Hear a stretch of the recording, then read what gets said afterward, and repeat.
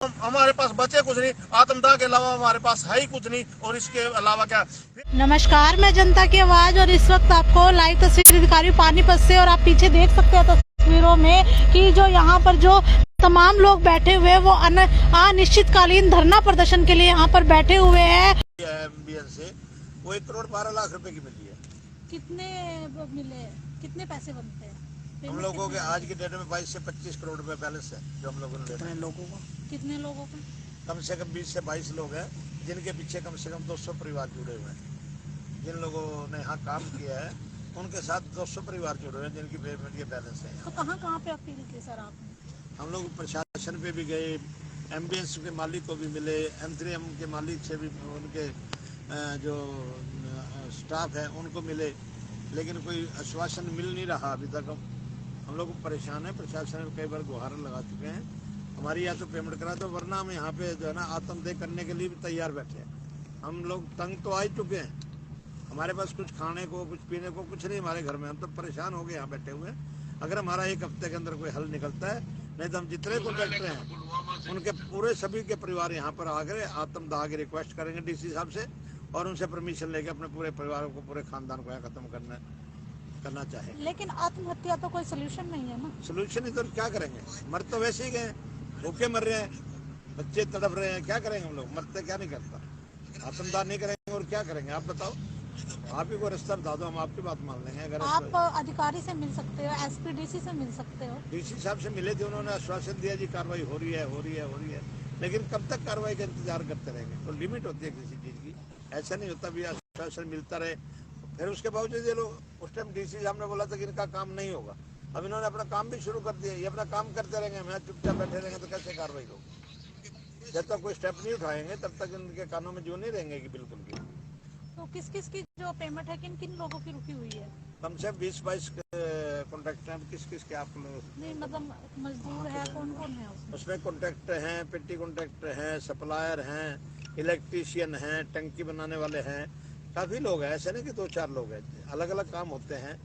जहाँ भी कोई टाउनशिप कटती है वहाँ कम से कम 20 कॉन्ट्रैक्टर होते हैं जिनकी 20 अलग अलग फील्ड होती हैं। सभी फील्ड के लोग यहाँ पर मौजूद हैं। तो सर आपका पीछे? मैं श्री चौधरी बोल रहा हूँ, सेक्टर 17 पानी से।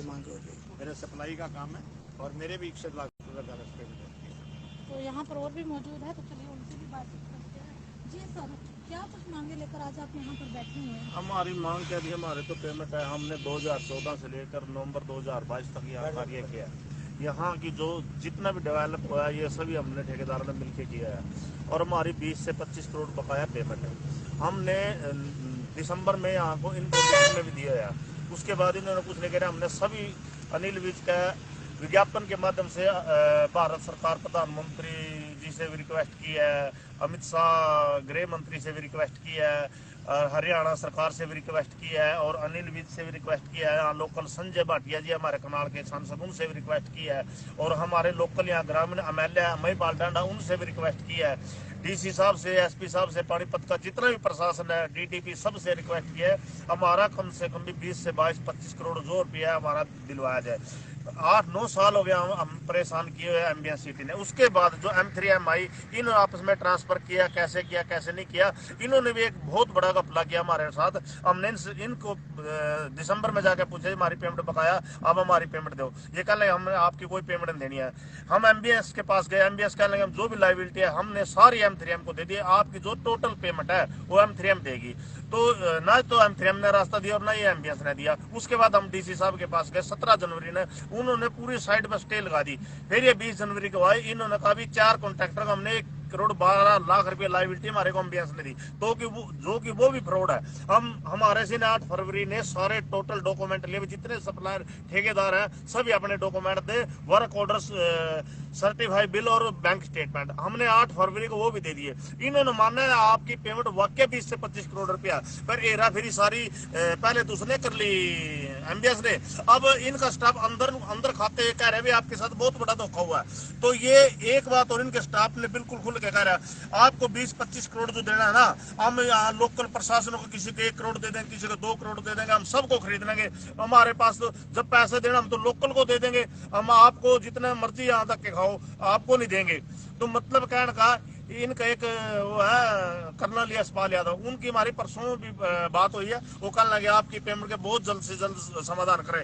एक अधिकारी तो इनका समाधान की बात कर रहा है, एक अधिकारी कह रहा है कि हम ये जितना पैसा देना ना ये लोकल प्रशासन को, लोकल सभी को बांट देंगे, आपको नहीं देंगे। मतलब इनका ये नहीं पता लग रहा। और एक और साथ में ये भी कर रहे गुंडागर्दी करने जा रहे जी। आज भी सुबह हम यहाँ बैठे थे, हमारे को मतलब ये धमकी दे रहे या तो आप जल्दी से जल्दी यहाँ से उठ लो, नहीं तो यहाँ तो बदमाशों के माध्यम से, प्रशासन के माध्यम से आपके साथ कोई न कोई हरकत करा देंगे, आप यहाँ से भाग लो।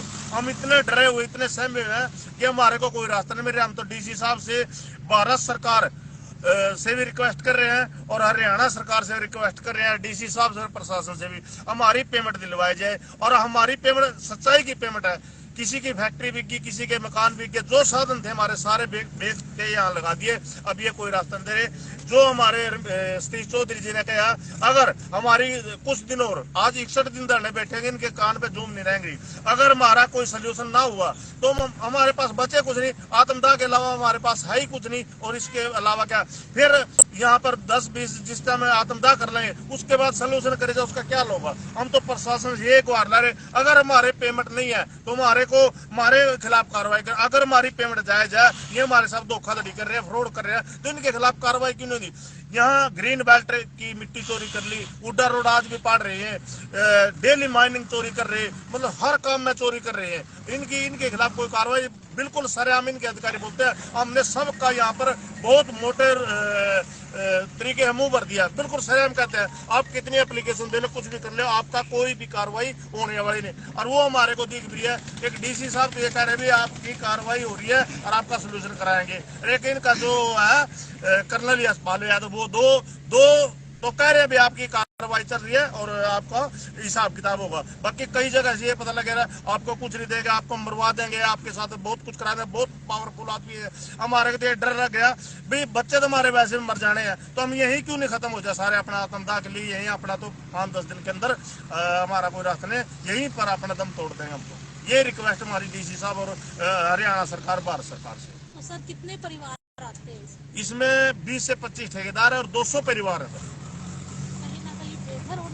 बेघर तो मकान बिके जी, हमारे डॉक्यूमेंट का है ना, हम अपने डॉक्यूमेंट दे सकते हैं। हमारे मकान बिके, डॉक्यूमेंट दे, मकान हमारे बिके, सब कुछ हमारा बिक चुका है, सब कुछ बिक चुका है। हमारे कुछ नहीं बचे इस टाइम, आत्मदाह के अलावा हमारे पास है ही कुछ नहीं इस टाइम।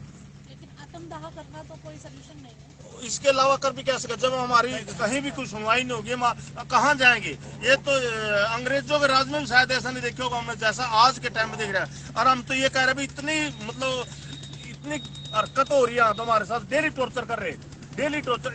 61 दिन छोटे नहीं होते जी। पहले तो 8 साल वैसे टॉर्चर किया बगैर पेमेंट के। मकान हमारे पास 61 दिन यहाँ बैठे, कैसे क्या करेंगे? इसका कोई तो सुनवाई हो, कहाँ जाए। जैसे कि आप काम कर रहे थे, तो मतलब उस स्टार्टिंग के दिनों में नहीं आपने कहा कि हमें तब पेमेंट चाहिए, 1 महीना, 2 महीने, 6 महीने में? जैसे हमारा 2 करोड़ का काम हो गया, उन्होंने 50 लाख दे दिए, 1.5 करोड़ पेंडिंग। बीच में कोरोना आ गया, अब क्या बेच के देंगे जी आपको, जिस टाइम हमारी सेल होगी उस टाइम देंगे। मतलब ये लारे लप्पे लगाए गए। अब ये जमीन ट्रांसफर करके चले गए। ये कंपनियां का एक दूसरे का मिली भगत करके फ्रॉड कर रहे हैं, मतलब नाम चेंज कर दें और पैसे मार जाए। सर आपको पीछे मेर सिंह, सरपंच पक्का खेड़ा। तो आपने देखा कि किस तरह से जो 61 दिन हो जाते हैं इनके धरने के लिए, अभी भी अनिश्चितकालीन जो धरना है वो चला हुआ है और कहीं ना कहीं घर से बेघर होने की इनकी नौबत आ चुकी है। तो ऐसी तमाम खबरों के लिए हमारे चैनल से बने रहिए। इसी के साथ मैं जनता की आवाज़, जय हिंद, जय भारत।